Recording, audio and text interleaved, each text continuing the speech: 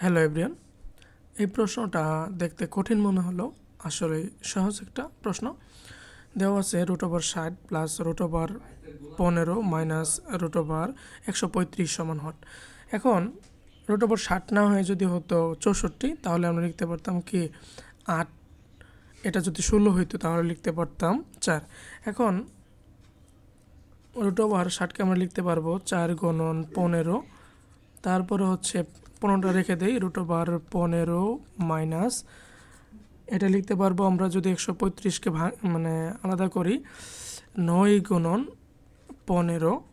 আচ্ছা, এখন দুইটার উপরে যেহেতু √, আছে তাহলে √4 সমান 4-এর বর্গমূল হচ্ছে 2, আর √15 থাকুক প্লাস √15 মাইনাস এটার হবে কত 3√15। ঠিক আছে, এখন এটা যদি আমরা যোগ করে নেই তাহলে পাওয়া যাবে হলো 3√15 মাইনাস হচ্ছে কি 3√15, বিয়োগ করলে পাওয়া যাবে হচ্ছে 0। ঠিক আছে, এটাই আমাদের অ্যান্সার। ধন্যবাদ সবাইকে।